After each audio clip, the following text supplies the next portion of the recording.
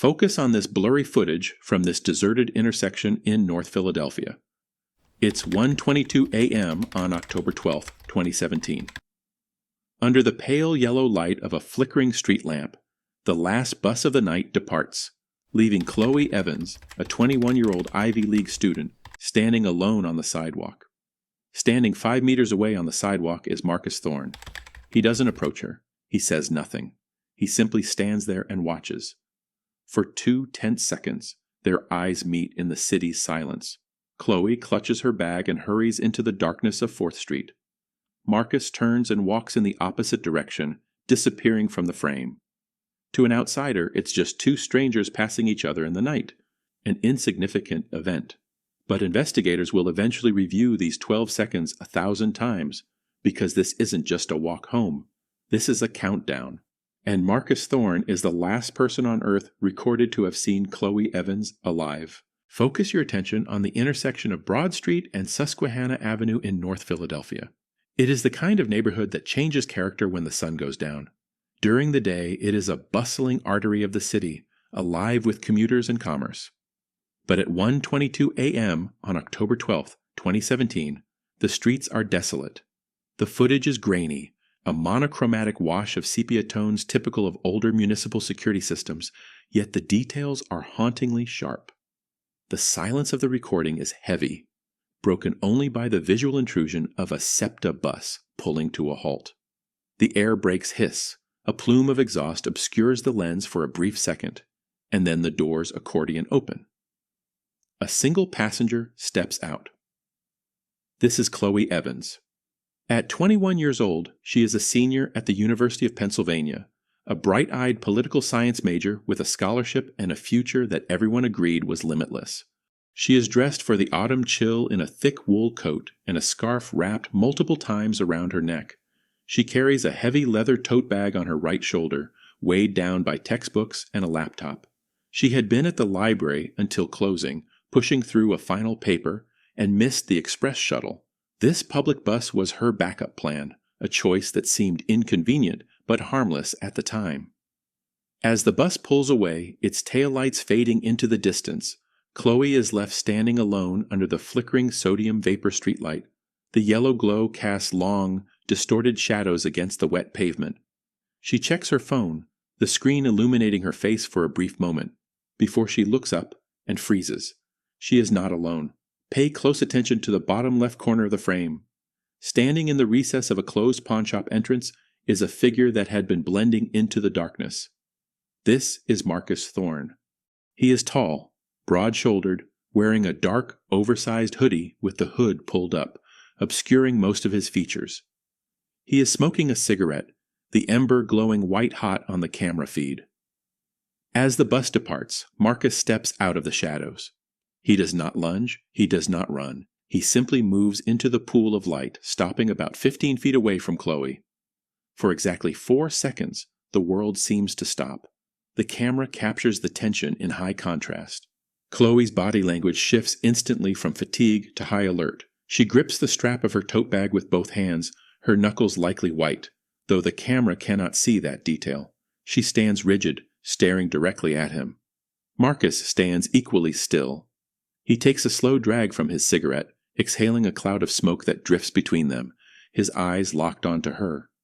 It is an interaction stripped of words, a silent assessment between 2 strangers in a city known for its rough edges.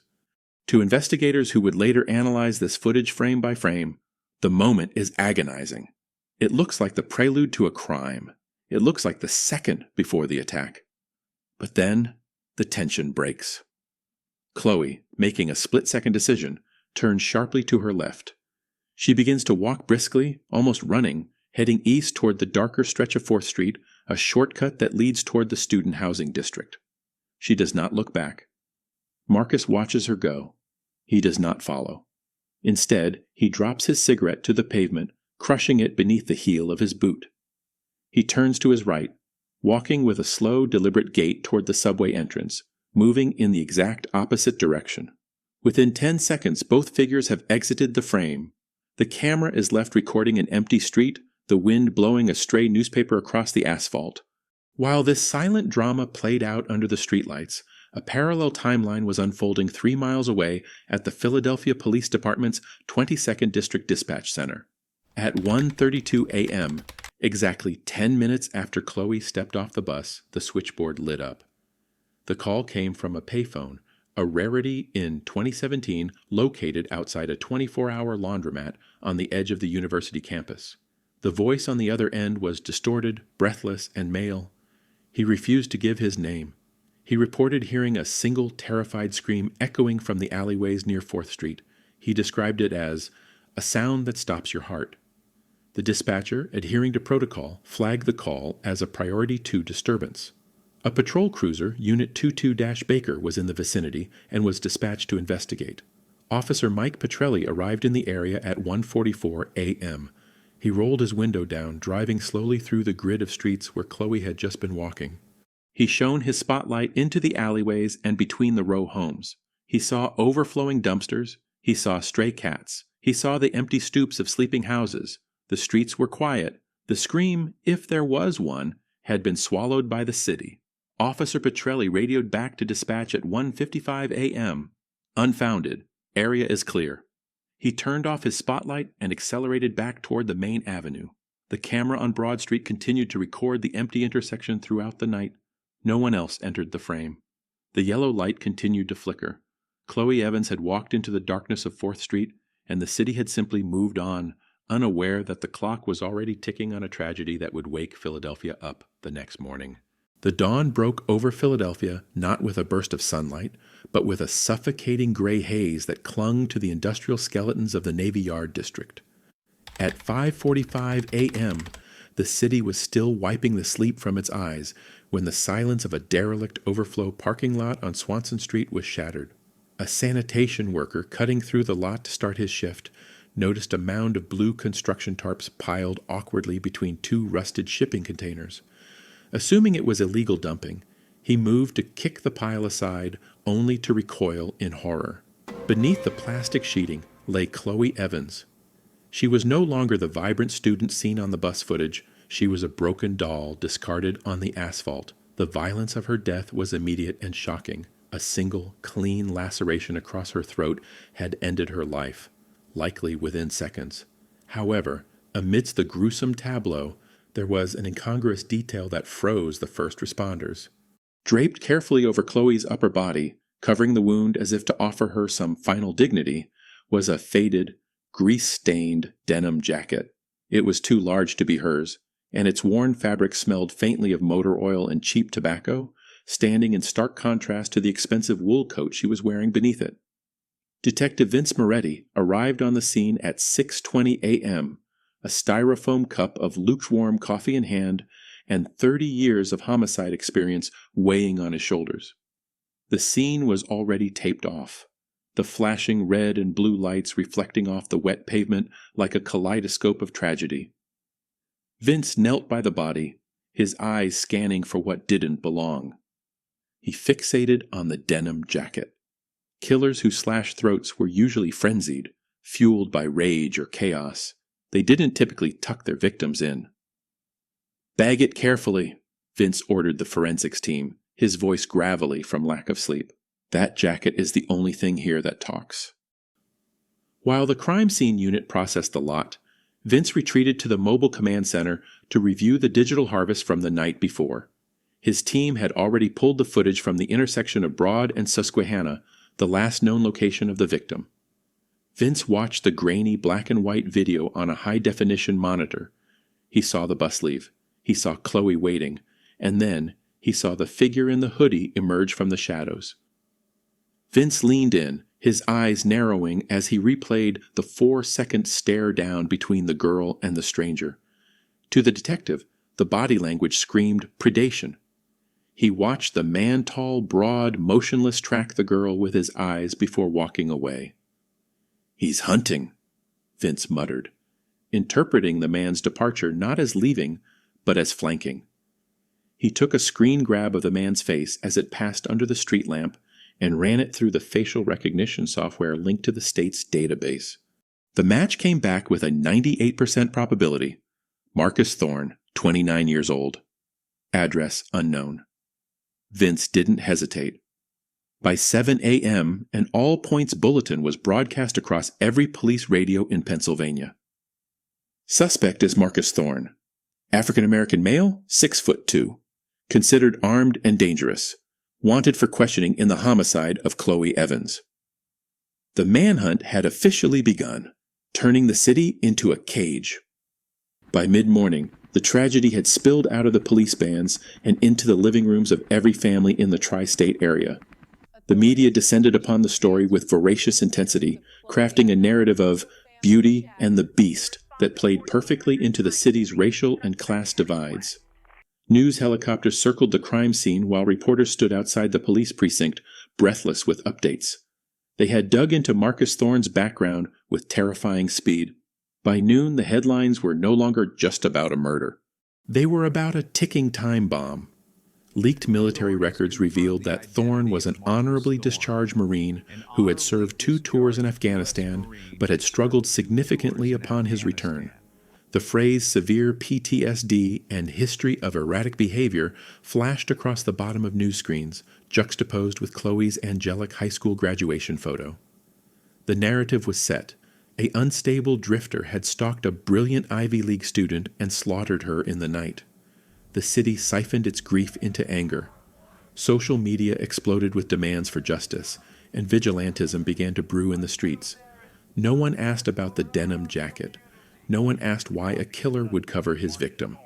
They only saw the mugshot of Marcus Thorne, and in the court of public opinion, the verdict was already in. The manhunt for Marcus Thorne ended not with a firefight, but with the metallic screech of a rusted rolling door in the forgotten industrial sprawl of Nicetown. It was 5:22 p.m., nearly 12 hours after the discovery of the body, when a SWAT team breached a condemned textile warehouse based on a tip from a homeless veteran who had spotted Thorne seeking shelter. Inside, amidst the rotting looms and dust motes dancing in the beams of tactical flashlights, they found him. Thorne offered no resistance. He was sitting on a crate, staring at the floor, his hands already raised before the order was given. He didn't look like the monster the news channels were broadcasting. He looked like a man hollowed out by exhaustion. They cuffed him, dragged him into the blinding flashing lights of the cruiser, and transported him to the Philadelphia Police Headquarters, where the city's rage waited outside the precinct gates. But inside the interrogation room, the atmosphere was a vacuum of sound. For 6 agonizing hours, the interview became a contest of wills between Detective Vince Moretti and the suspect. Thorne sat handcuffed to the steel table, staring at a stain on the wall, completely catatonic. Vince tried every tactic in the book. He shouted, he whispered, he played on their shared military background, he appealed to Thorne's conscience. Thorne didn't blink. He didn't ask for a lawyer. He didn't ask for water. He simply existed in a void of silence that unnerved the seasoned detective more than any confession could have. While Moretti battered himself against the wall of Thorne's silence, a different kind of investigation was hitting a terrifying dead end 2 floors below in the digital forensics lab. The FBI had been brought in to assist due to the high profile of the victim, and Agent Miller was examining Chloe Evans's iPhone. It had been found deep in the pocket of her wool coat, untouched by the killer. Robbery was definitively ruled out, but what Miller found was far more disturbing than a theft. The phone was physically intact, but digitally lobotomized. "This wasn't a glitch," Miller muttered to his colleague, sweat beading on his brow. The device's GPS history for the last 24 hours had been scrubbed. It wasn't just deleted. The sectors of the memory had been overwritten with random binary noise, a technique known as shredding.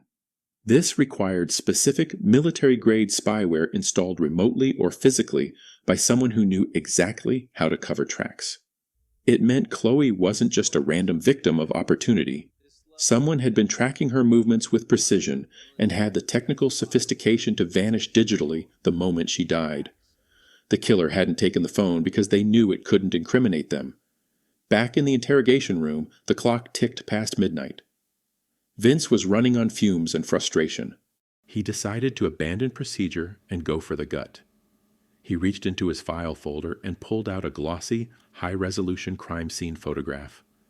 the one showing Chloe's body under the plastic tarps, the denim jacket draped over her like a shroud. He slid it across the metal table, the photo hitting the surface with a slap that echoed in the small room.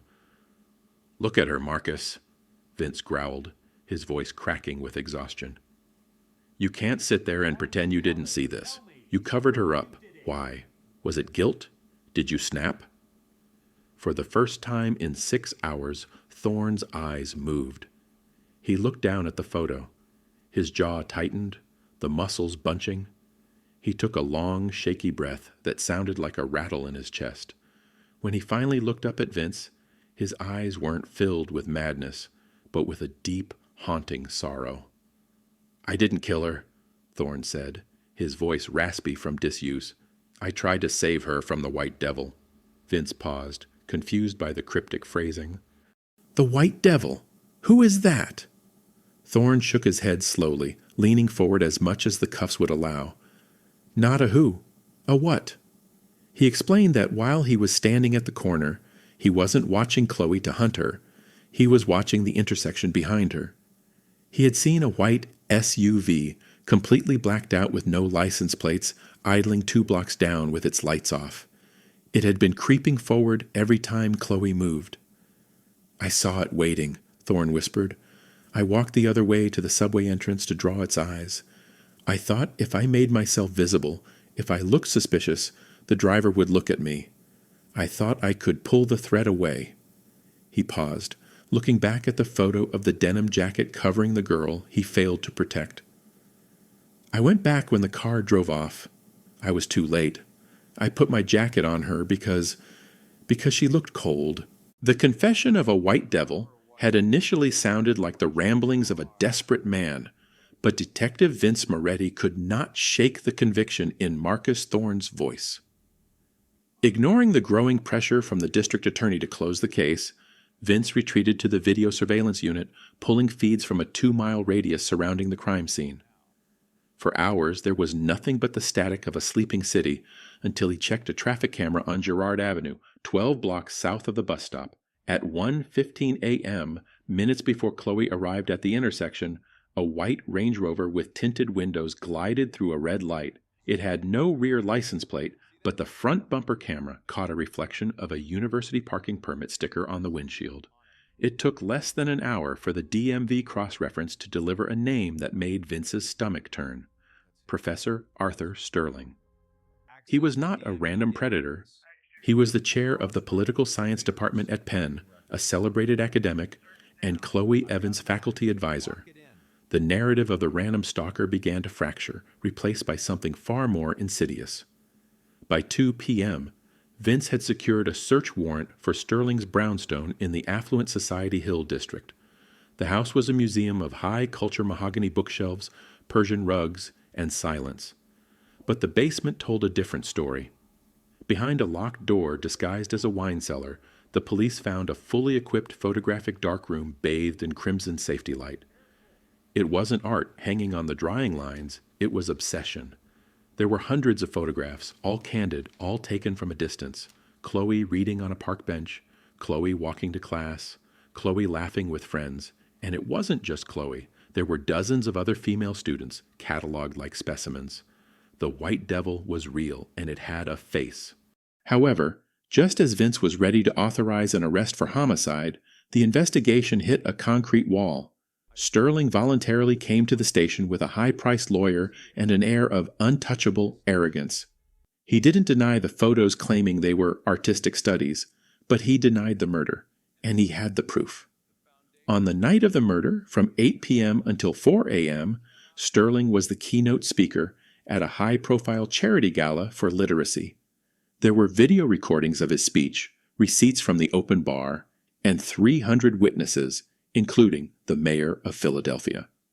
Sterling had the perfect alibi.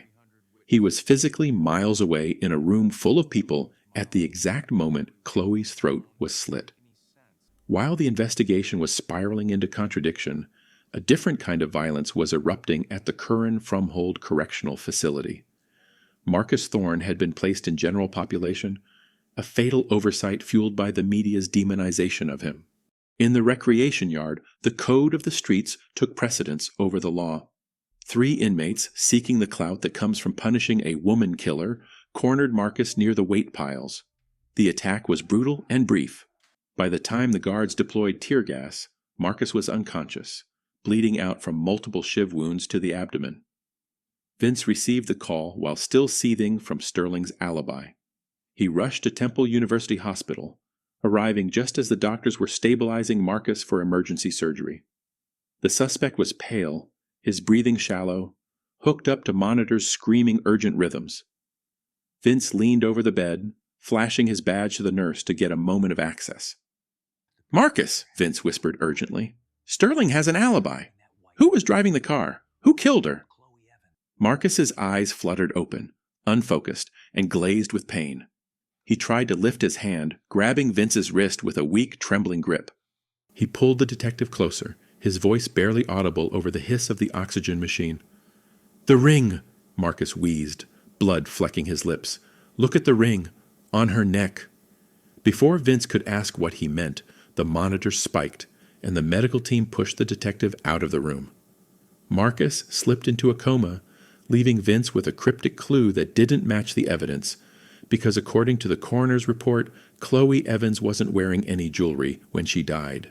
The beep of the heart monitor was still echoing in Detective Vince Moretti's ears as he stormed out of the ICU and drove straight to the medical examiner's office, his mind racing to decode Marcus Thorne's dying whisper. "Look at the ring on her neck." The phrase was a contradiction that gnawed at him because the initial crime scene inventory was explicit. Chloe Evans had been wearing a watch and stud earrings, but no necklace and certainly no ring. Under the sterile, humming fluorescent lights of the morgue, Vince ordered the coroner to pull Chloe's body from the cold storage drawer once more. He didn't look at the fatal wound this time. Instead, he shone a UV light closely around the base of her throat just below the laceration. There, faint but undeniable, was a thin, jagged abrasion wrapping around the back of her neck, a friction burn consistent with a chain being violently ripped away. Marcus was right. She had been wearing something, and the killer had taken it. However, Vince's gut told him the search wasn't over. He sprinted to the evidence lockers where Chloe's personal effects were bagged. He dumped the contents of her heavy wool coat onto the examination table. He shook out the scarf she had been wearing. A metallic clink hit the steel table. Rolling out from the folds of the thick knitted wool was a silver ring on a broken jump ring. It looked like a cheap engagement band, but when Vince picked it up, it felt too light. He pulled at the setting, and the diamond popped off, revealing a microscopic USB interface hidden within the band. The cyber forensics team cracked the encryption in less than an hour, and the contents of the drive blew the case wide open, transforming a tragic murder into a federal conspiracy. The drive didn't contain love letters or personal photos. It contained spreadsheets, audio recordings, and bank routing numbers linking the university's endowment fund to offshore accounts in the Cayman Islands. It detailed a massive grade-selling and money laundering operation where wealthy donors paid millions to have their children admitted and their GPAs fixed. Professor Sterling wasn't the mastermind. He was merely the accountant, a mid-level pawn used to facilitate the transfers. Chloe had discovered the scheme while working as his teaching assistant and had copied the ledger to the drive, wearing it around her neck for safekeeping. This revelation shifted the profile of the killer instantly. Sterling was too cowardly to kill. He was a white-collar criminal. The person who slit Chloe's throat was a professional cleaner, a hitman hired to retrieve that drive. Vince realized the killer had struck in the dark, ripping the necklace from her throat in a frenzy. The chain had broken, and the killer, clutching the gold links, assumed he had the prize, unaware that the ring had snapped off and fallen into the layers of Chloe's scarf.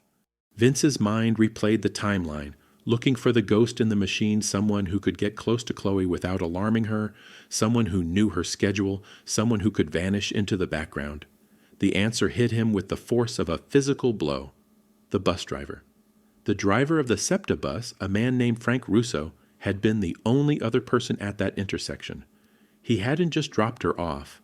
He had radioed in that his route was clear, parked the bus around the corner, and doubled back on foot, Russo wasn't just a driver. Background checks revealed he was a former enforcer for the local mob with a record of disappearing problems. He had utilized the perfect camouflage of a municipal uniform. Russo had watched Chloe get off the bus, waited for the interaction with Marcus to end, and then struck when she entered the shadows. He had seen Marcus leave and used the opportunity to frame the homeless veteran, knowing the police would look no further than the scary black man at the scene. He had slashed her throat, grabbed the chain, and vanished back to his bus to finish his shift, blending perfectly into the city's infrastructure. The tragedy of Marcus Thorne became clear in a heartbreaking reconstruction of the night's events. Marcus hadn't fled the scene to hide.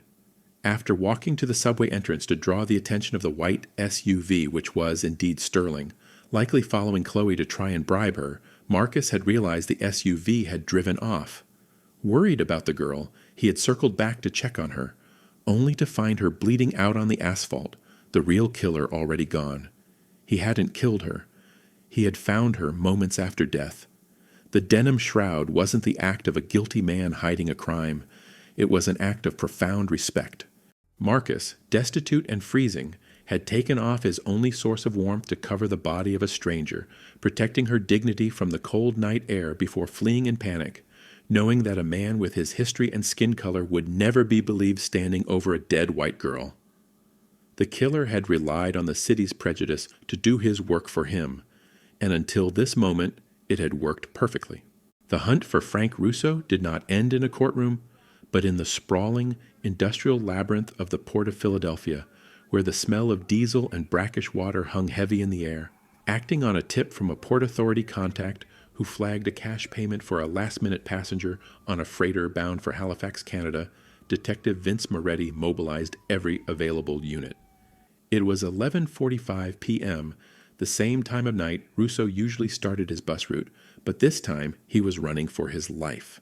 As the unmarked police cruisers screeched onto the wet concrete of Pier 80, floodlights cut through the darkness, illuminating the solitary figure of the killer sprinting toward the gangway of a rust-streaked cargo ship.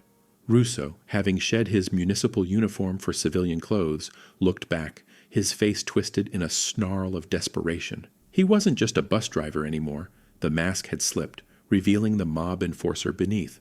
He scrambled over shipping containers, trying to break the line of sight, but the port was sealed. A police helicopter roared overhead, its spotlight pinning him against a stack of blue steel crates. Vince, leading the charge on the ground, cornered him near the water's edge. There was a tense standoff, the wind whipping off the Delaware River, before Russo made a suicidal feint toward his waistband. He never touched the weapon. A tactical officer tackled him from the blind side, driving him into the unforgiving asphalt. The White Devil's cleaner was handcuffed, screaming profanities as he was dragged away, his escape to the north permanently canceled. The arrest of Frank Russo acted as a detonator for the truth. With the physical evidence from the USB drive and the confession leveraged from a cornered Russo, the dominoes fell with terrifying speed. The district attorney, facing a media firestorm, dropped all charges against Marcus Thorne within 24 hours. The narrative of the deranged homeless veteran evaporated, replaced by the image of a silent guardian who had risked his life to cover a stranger with his own coat. Marcus, recovering in the ICU, woke up not to handcuffs, but to a city that suddenly wanted to call him a hero. He refused the interviews, the talk shows, and the GoFundMe campaigns, accepting only a quiet apology from the police commissioner. Meanwhile, the data on Chloe's ring unleashed a federal raid on the university. In a televised spectacle, FBI agents escorted the university president, 3 board members, and Professor Sterling out of the administration building in zip ties. The corruption ring that had turned an Ivy League institution into a pay-to-play laundering scheme was dismantled, the endowment frozen, and the legacy of the administration shattered. Chloe Evans had not died in vain. Her final act had cleansed the institution she loved. Time moves differently in a city trying to heal. The seasons turned, the snow melted, and the autumn leaves returned to the pavement. Exactly 1 year after that fatal night, the intersection of Broad and Susquehanna looked different. The city, perhaps in an attempt to scrub away the shadows, had replaced the old, flickering sodium vapor street lamps with modern, high-intensity white LEDs. The sickly yellow haze that had defined the crime scene was gone, replaced by a clinical, revealing brightness that left no corner for monsters to hide. At 1:22 a.m., a figure approached the bus stop. It was Marcus Thorne. He looked healthier now, the hollows of his cheeks filled in, his posture upright, wearing a clean jacket that fit him well. He didn't look at the camera that was still recording above. He looked at the ground where Chloe had stood. He reached into his pocket and pulled out a single white rose, a stark contrast to the dark asphalt. He knelt, placing it gently on the curb, his lips moving in a silent prayer for the girl who had saved him as much as he had tried to save her. He stood up, buttoned his coat against the chill, and looked up at the new street sign bolted to the pole above him. It didn't just say 4th Street anymore. Below the standard green marker was a smaller, honorary blue sign that read, Chloe's Way. Marcus nodded once, a gesture of respect and closure, and walked away into the well-lit night, finally stepping out of the shadows for good. The story of Chloe Evans and Marcus Thorne is a heartbreaking reminder that the world is rarely what it seems on the surface. We live in a society quick to judge, often fearing the wrong people, while placing our trust in those who wear the costumes of authority or success. The true lesson here is that monsters do not always hide in the dark. Sometimes they wear uniforms, drive municipal vehicles, or live in mansions. Conversely, heroism can be found in the most broken among us. Marcus Thorne was cast aside by society, yet he was the only one who showed Chloe humanity in her final moments. This tragedy teaches us that situational awareness is our first line of defense. First, trust your instincts. Chloe knew something was wrong. If you feel unsafe, do not worry about being polite. Make noise, change your route, or call for help immediately. Second, practice digital hygiene. In an age where our lives are tracked, be mindful of your digital footprint. Regularly check your devices for unknown apps or tracking software, just as the investigation revealed the spyware on Chloe's phone. Third, look beyond the surface. We must stop judging people based on their appearance or social status. Prejudice blinded the police to the real killer for too long. Finally, use the buddy system. Whenever possible, do not travel alone late at night. Share your live location with a trusted friend or family member until you are safely inside your home. We share these stories not just to entertain, but to educate and to remember the victims who fought for the truth. If you found value in this story, please subscribe to the channel and turn on notifications so you never miss a case. Share this video with your friends and family. The safety tips we discussed today might save a life tomorrow. Let us build a community that looks out for one another. We pray that you and your loved ones are always protected from the evils that hide in plain sight. May you have the wisdom to see the truth and the courage to stand for what is right, just as Marcus did. May your path always be lit and your journey be safe from the shadows of the world. If you believe in the power of justice and divine protection, please leave a comment below saying Amen. Let it be a prayer for your own safety and a tribute to the memory of Chloe Evans. May God bless you all. Stay safe.